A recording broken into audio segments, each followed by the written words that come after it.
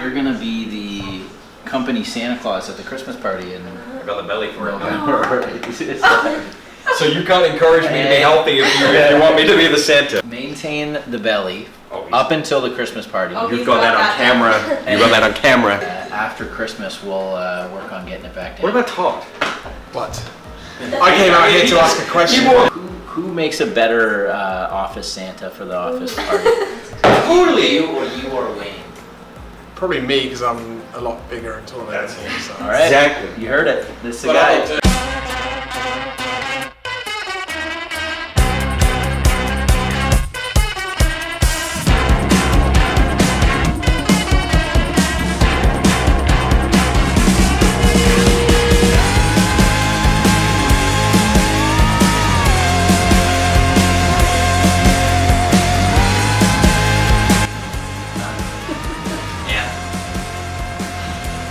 Are you going to try and explain yourself? No, I am going to explain myself. Okay, go on. I'm going to explain myself. Let's hear it. I will. Okay. You did say it, right? Oh yeah, 100% I said it. 100% I said it. I'm not stuffing not it. denying. I said it. Twice. Keyword stuffing in SEO is not necessarily a good thing. It's going to take somebody who is either very, very skilled to be able to integrate every single one of those keywords. Wait, into just that. stop there. Wait, no. Wait, stop there. You didn't let me Stop finish. there. You didn't let me Because finish. you're judging Candace's I'm not skill. judging anything until you let me finish. So you've got all these keywords. You're going to put them all into this wonderful document, okay? So I just wanted to make sure, I'm like, can you get everything that this audit is telling you to get into the content with it sounding like it's legit? But you're assuming Candace is sending content that doesn't sound good. So you are judging Candace. I'm not assuming she's sending bad content. What do you think, Candace? I think I'm being judged. Thank you. I called And it my right work is being when you said it. underrated. Yeah. Typical Wayne. Good. I didn't So- add in 6 out of all these. How many is there? Which is good because Candace isn't like trying to stuff keywords in, that means. It's not keyword thing. I'm writing high quality content that makes sense. That's all I was asking. Did it sound good? I don't know, do you think it sounds good? I didn't read it. I trust Candace that she can write good content. Just ignoring me. Yeah. It takes somebody very skilled to be able to do that. So he was Which judging is why the skill. I'm doing it and you're not. Well, that was a compliment. No, it wasn't. Oh, I said great, it- thank How you. was that? Because I said it's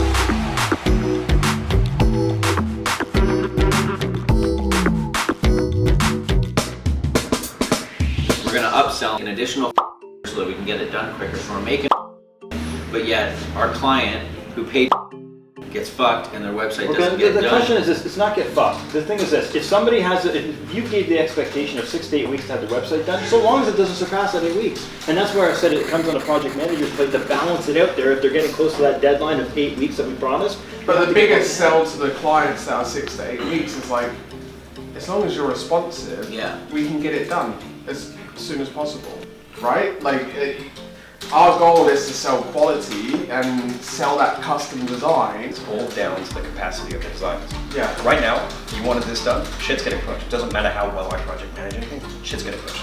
Yeah. If they didn't have it smart enough, no problem. Yeah, fine. Everything would get pushed. Everything. Because this would be priority. Not Get it just done one. Every single project. This one will go right to the top. Whatever it is, it's going down. And it's going to be another week or two. So I guess the question always becomes, if somebody wants something done quickly, look at the queue. Pretty much. Or is there a designer that you could have on the side that would be ready, that you could have to use for these advanced projects? But right now, yeah, the queues are pretty full for both the designers. Developers, we could probably get this developed relatively quickly. Yeah, because designers 2 of the will want developers are pretty light right now. This is what we charge. This is what to expect. Like, if I'm paying more for something, I'm expecting this to be fucking amazing. And if it's That's not, true. Good point. Okay, cool. All right, I'll tell them 2 weeks. Yeah. 2 weeks? No, 2 weeks, yeah. 2 weeks? 3 weeks. 3 weeks.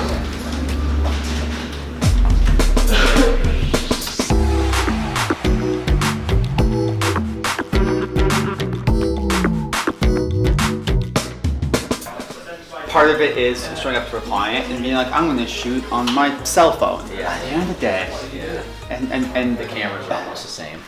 I But hate it's saying like- it because someone's gonna see this and be like, Dave, I can't believe you're saying that. Because like, you know, I'm not a big fan of cell phone photography. At the end of the day, if the pictures for clients that I'm putting up on Instagram, a cell phone's gonna do it. Yeah. But you can't walk into a client and be like, hey, I'm here to take professional photos of your food, cell phone pic. Yeah. Right? Because they think, oh, I can do that, and that's that trigger for them.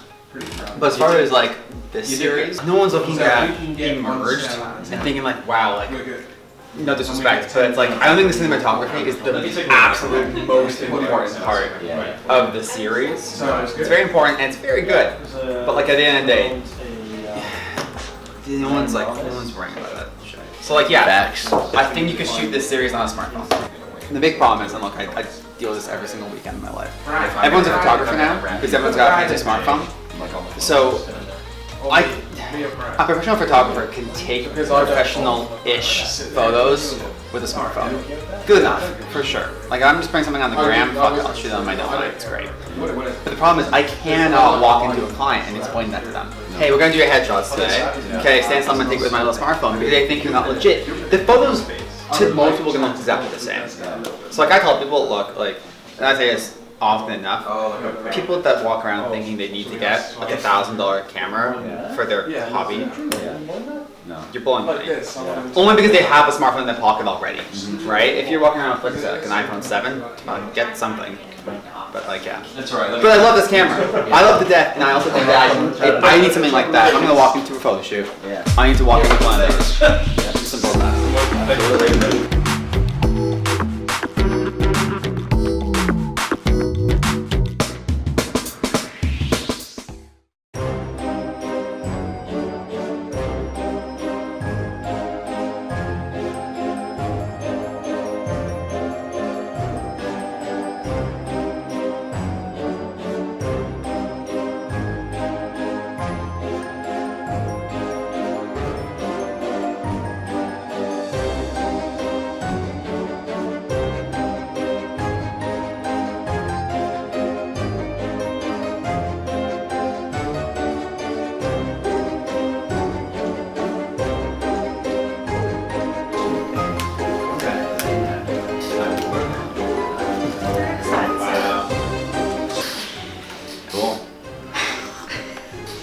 Anyway, thank you all this week for contributing on Merge-o-ween.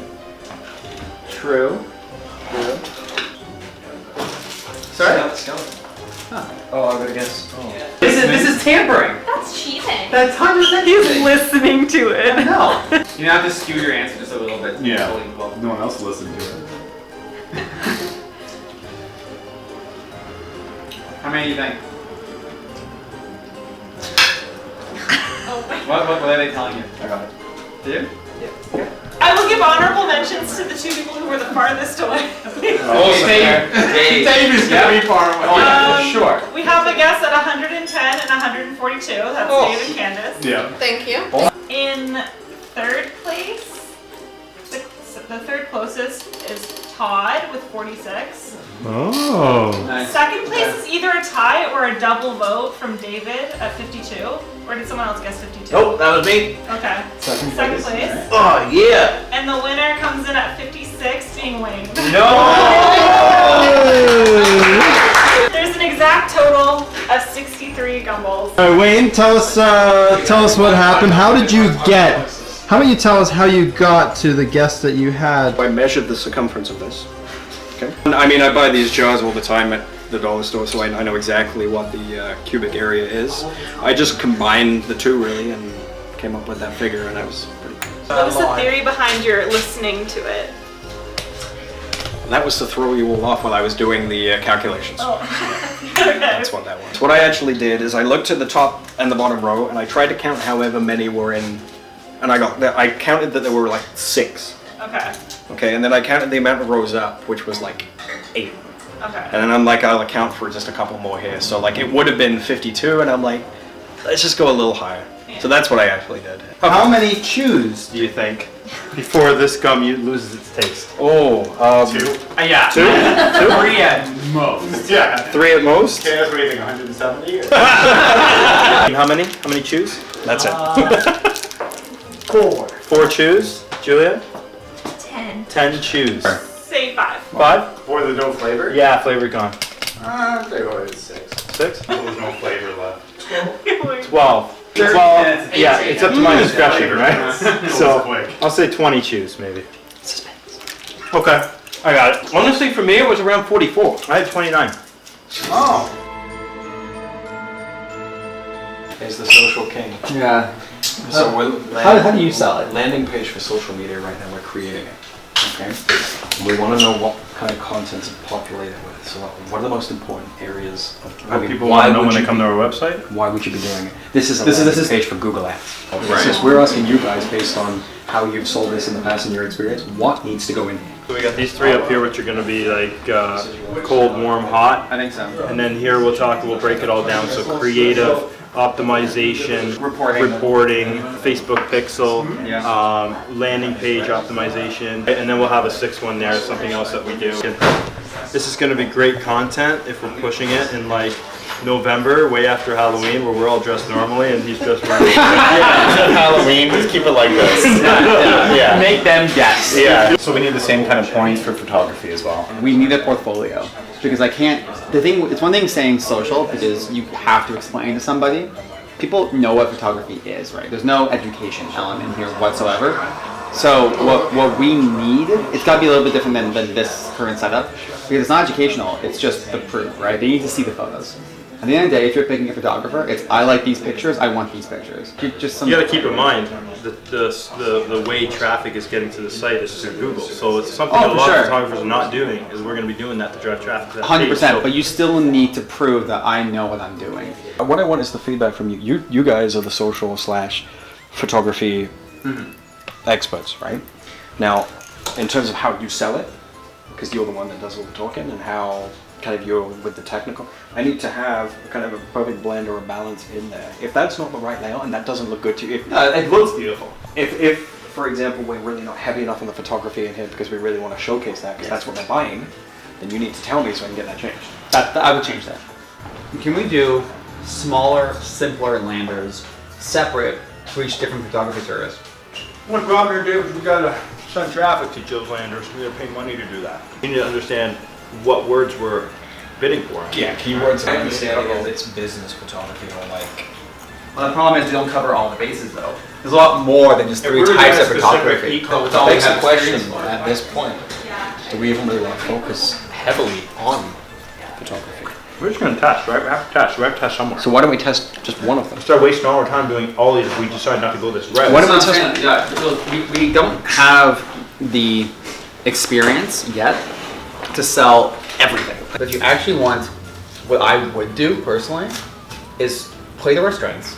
You realize that we've worked with over 300 businesses and we do not niche our social media, and it's the exact same thing we're talking about for photography. It's the exact same way we sell social media. So when a realtor comes in the door and he asks, "Oh, do you just do realtor of social media?" It's not that never happens. He says, "Do you work with realtors?" Somebody's going to come in and say, "Hey, have you done headshots for realtors?" And I'm going to be like, "1 second, please. Dave, have we done headshots for realtors?" "Oh yeah, I got it. Yeah, we've done it." You know what I mean? That's going to be what happens. It's not going to be. So you're saying like, you're saying we should just niche out everything for social media then if we're going to do it for photography? Why did I say that? Because it's different. You're talking about a service versus a product.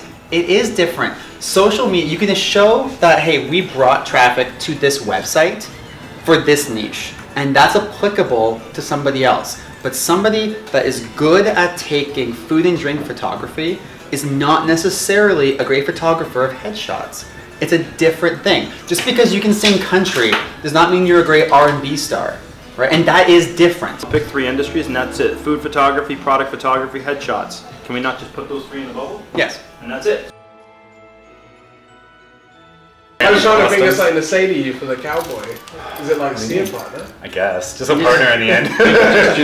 Like So long, tip your hat and say partner. good day or something. I don't know. Good day to you. Good day, man. There you go. You got it.